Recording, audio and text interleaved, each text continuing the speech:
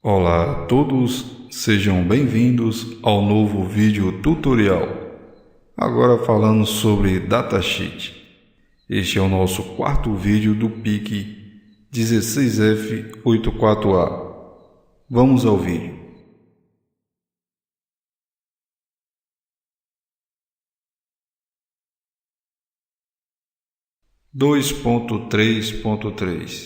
Registrador INTCOM.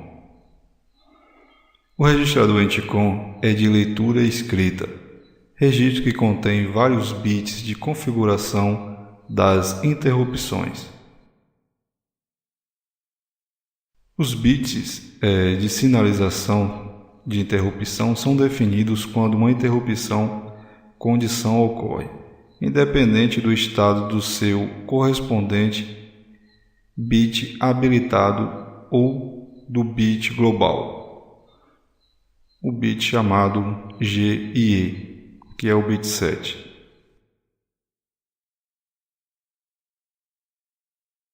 Está aí todo o registrador. E vamos à definição agora.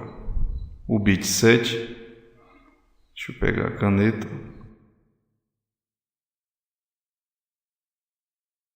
É o bit que corresponde à chave geral das interrupções. Sem esse bit, nenhuma interrupção funciona.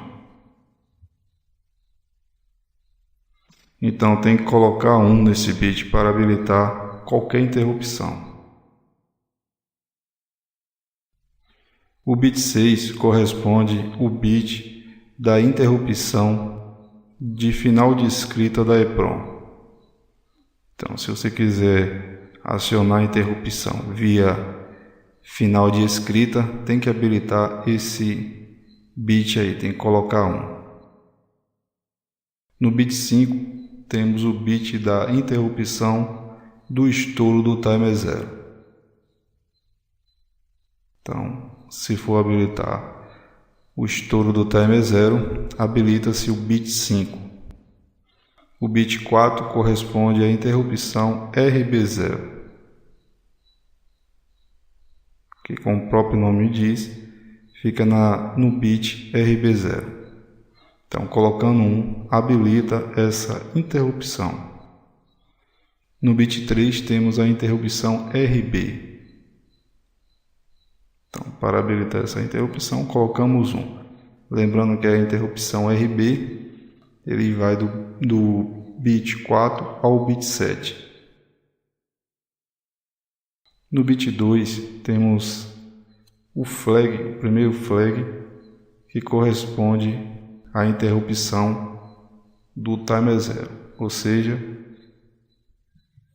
acabou-se as chaves. Temos no bit 7 a chave geral, bit 6 a chave da interrupção da EPROM, 5 do timer, o bit 4 do RB0 e o bit 3 do RB. A partir do bit 2 ao bit 0 corresponde às bandeiras, às flags. Então, o bit 2 corresponde à bandeira da interrupção do timer 0. O bit 1 corresponde à bandeira da interrupção RB0. E, finalmente, o bit 0 corresponde à bandeira da interrupção RB. Nesta aula a gente vai estar trabalhando com a interrupção RB0. Então vamos estar acionando o bit 4 e, lógico, o bit 7, a chave geral. E vamos estar monitorando essa bandeira que fica no bit 1.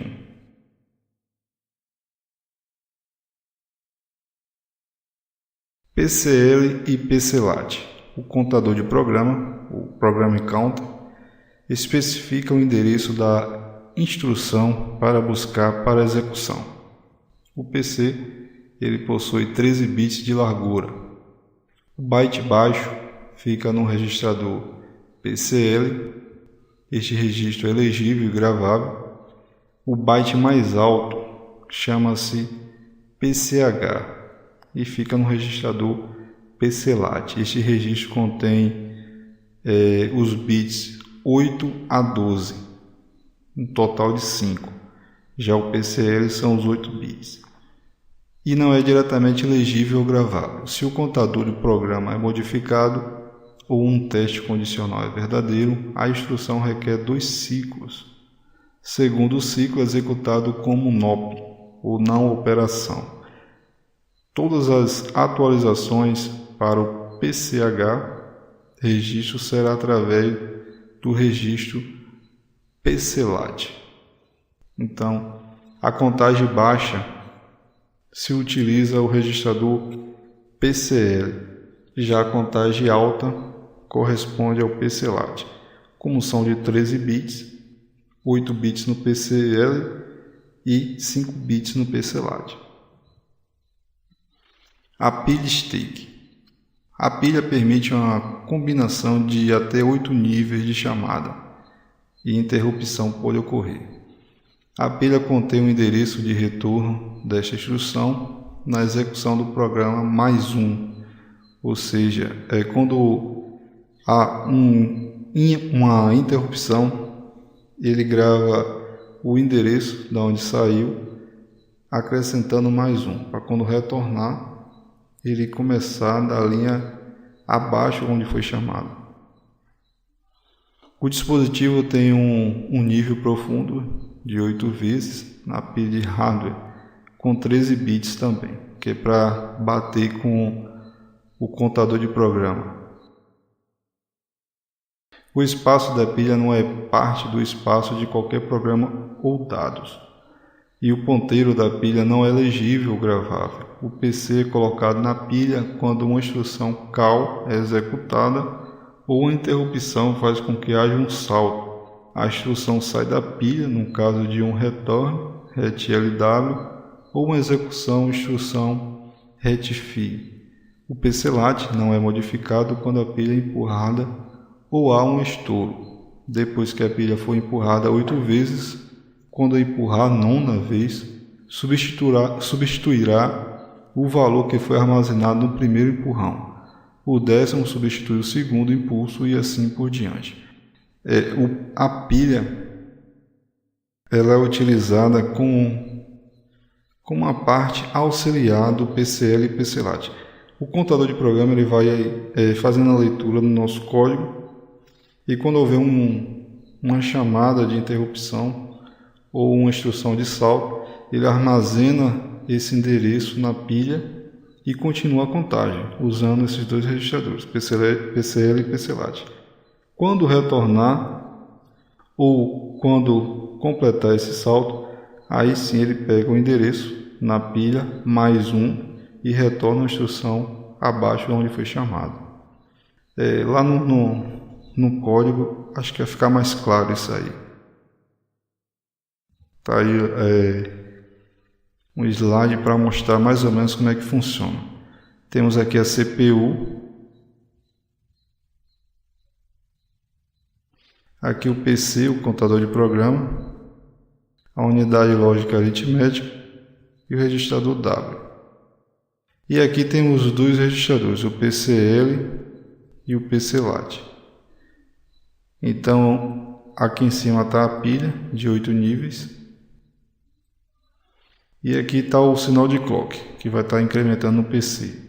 Então, cada vez que há um incremento, um ciclo de máquina, ele vai carregando o PCL.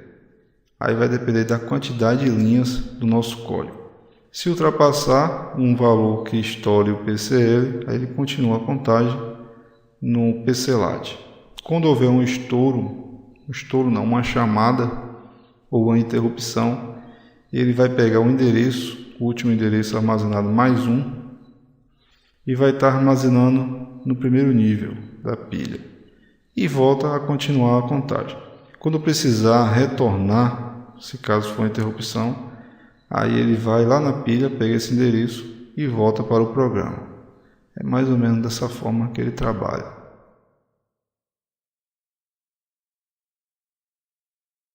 Tá aí novamente, como juntando os dois registradores dá um total de 13 bits. O PC ele armazena 8 bits e o PCLAT 5 bits. E está aqui mais um slide, uma imagem para a gente entender. O nosso contador de programa ele vai estar lendo as instruções, instrução por instrução. E quando houver uma chamada, uma interrupção, ele vai armazenar lá na pilha stake e vai continuar a instrução. Quando houver uma instrução de retorno, ele vai na pilha, pega e volta uma instrução abaixo.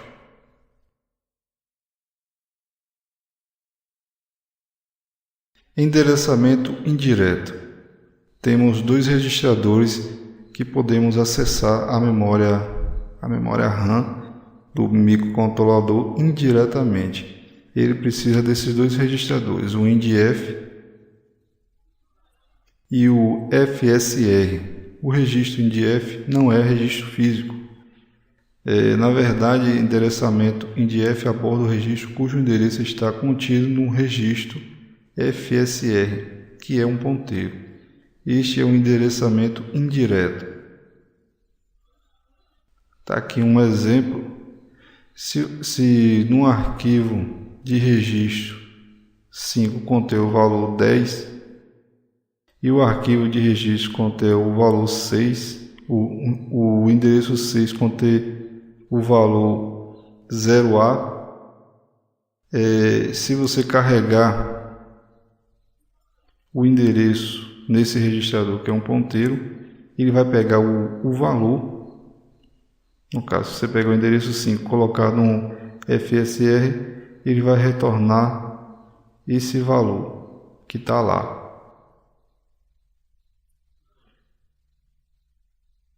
Através do registrador INDF. Ou seja, o FSR ele vai apontar o endereço e esse INDF vai pegar o que está lá nesse endereço. Isso vai ser mais claro lá no código, mas de antemão, o que ele faz? Ele trabalha com dois registradores, um armazena endereço e o outro armazena a informação. Então, se você quiser jogar a informação para um outro registrador, você aponta o endereço para esse registrador, o FSR, e quando quer ler o valor desse endereço onde você colocou no FSR, você faz a leitura nesse endereço, INDF. Vai ficar claro, mais uma vez, lá no nosso código. A leitura INDF própria indiretamente produzirá um endereço 00. Escrevendo para o INDF registro indiretamente, resulta em uma não operação. Apesar de bits de status podem ser afetados. Um programa simples para limpar a memória RAM locais 20H e 2F, usando endereço indireto, é mostrado no exemplo 2.2. Aqui está um endereço, está um exemplo, como pode ser usado esses dois registradores de leitura indireta, mas no nosso código lá fica mais visível como é que é utilizado esses dois registradores.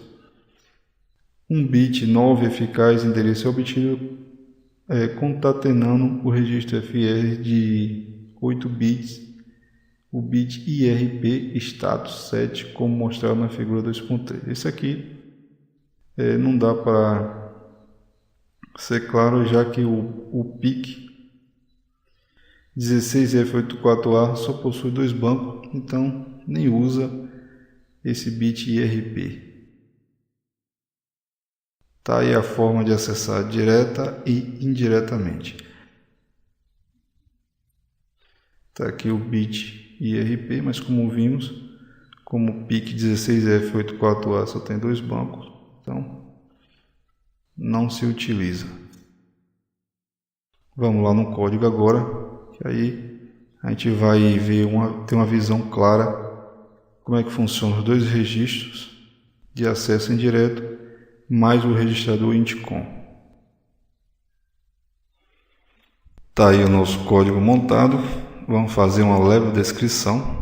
Eu coloquei já os registradores aqui para que a gente possa estar acompanhando. Eu criei uma variável aqui no endereço 0C, que a gente vai estar utilizando para os dois registradores indiretos. Está aqui o vetor de interrupção e as instruções. A instrução de retorno, onde o PC onde a gente vai estar armazenando esse valor lá na pilha stake. E aqui nosso código propriamente dito. Vamos rodar aqui devagarzinho, que aí a gente entende direito.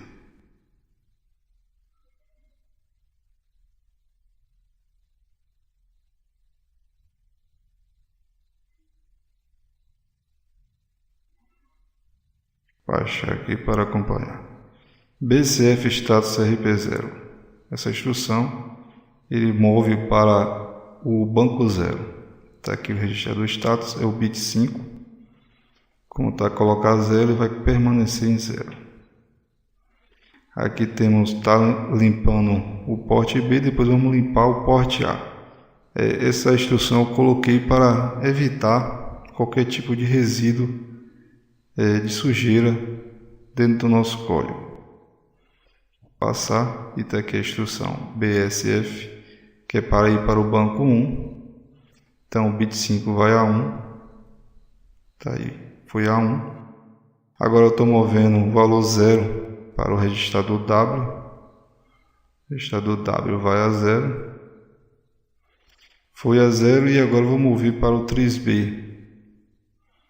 Tá aqui o tris B, ele vai zerar também. Zerou, então configurei todo o tris B como saída. Porém, a nossa interrupção está no bit 0. Então, através da instrução BSF, tris B, bit 0, vou colocar 1 e assim configurar como entrada apenas o bit 0. Tá aí. Agora BCF tris A bit 0.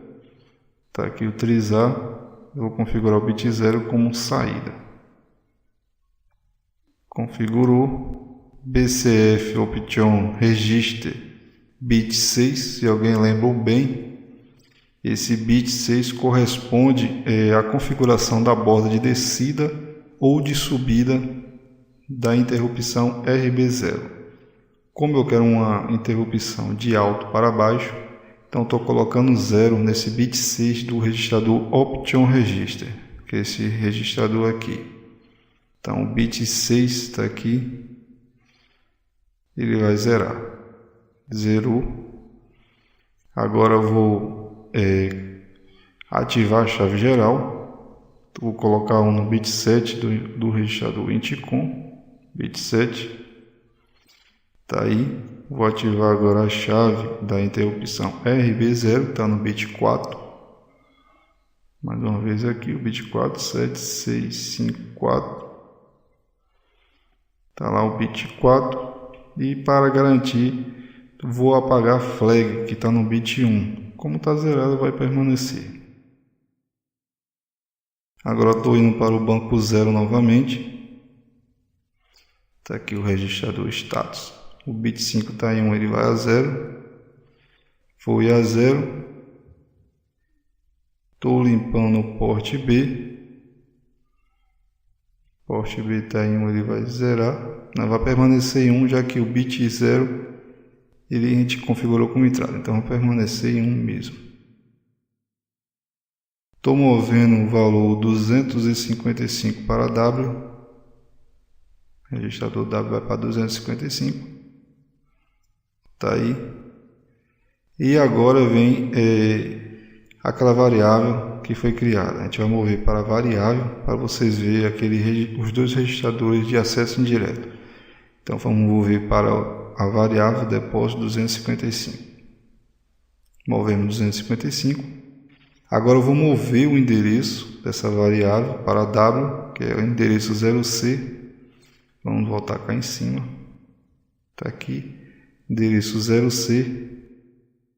A gente vai jogar no registrador W, endereço 0C. Jogou o endereço 0C. Agora eu vou mover do registrador W para o registrador FSR, que é o ponteiro. Está aqui o registrador FSR. Então ele vai ficar com o endereço 0C. Ficou com o endereço 0C. Então o que vai acontecer? Eu vou mover agora o valor que está no INDF. Lembre que esse endereço 0C é do depósito. Como está com 255, eu vou mover de INDF para o registrador W. Então esse 255 vai parar aqui em W. Está vendo aí? Ele acessou indiretamente através do endereço que está no registrador FSR. E agora eu vou mover para o porte B de W 255 para o porte B. Ele vai para 255. Tá aí. Aí acendeu todos os LEDs aqui embaixo. Então agora vamos simular uma interrupção. Eu vou passar aqui.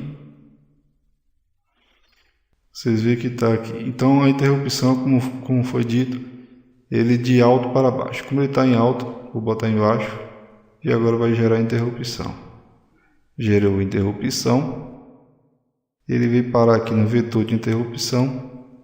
Então ele vai colocar 1 no bit 0 do porte A, que está o LED aqui. Então o LED vai acender. O LED acendeu.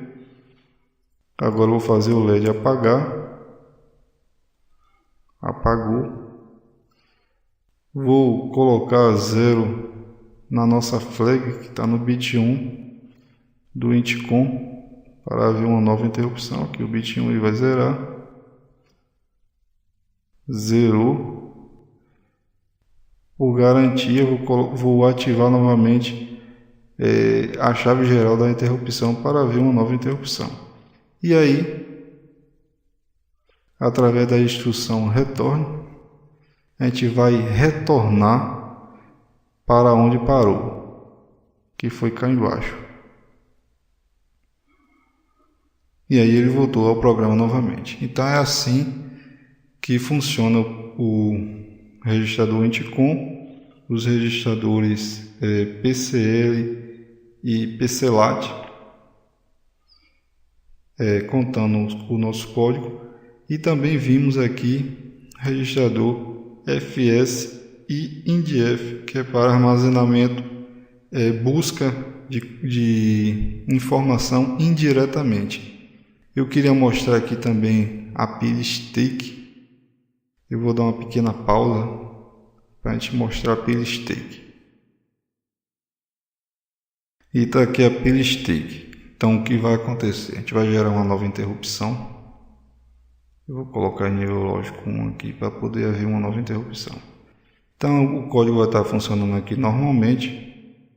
E aí eu vou gerar a interrupção. E aí ele vai armazenar o endereço aqui. E aí ele armazenou o endereço. Se houvesse outras interrupções, iria estar armazenando cada um desses endereços, até o seu endereço final. É por isso que quem trabalha com a linguagem Assembly tem que tomar cuidado com relação a isso aí, porque se você fizer muitas chamadas de interrupção ou muita instrução de salto, você pode acabar estourando a pilha e o seu código se perder. Um microcontrolador se perder no meio do código, porque ele não vai ter o endereço de retorno. Então isso aqui tem que ser levado em conta. Como a maioria das pessoas já programam em linguagem C, o próprio compilador ele consegue resolver esse tipo de coisa sem estar tendo que se preocupar com esse tipo de coisa. Mas quem trabalha com a linguagem de baixo nível, tem que tomar cuidado, sabendo que cada microcontrolador ele tem sua limitação. Esse PIC16F84A ele tem essa limitação, ele trabalha com 8 níveis. Tem microcontrolador que é até menos, com apenas 2 ou 3 endereços possíveis de saldo. Então foi isso aí. Essa aula foi para mostrar o contador de programa, a pilha stake para estar armazenando as instruções de saldo, os registradores indireto FSR e INDF, mais o registrador INTCOM, que corresponde às interrupções.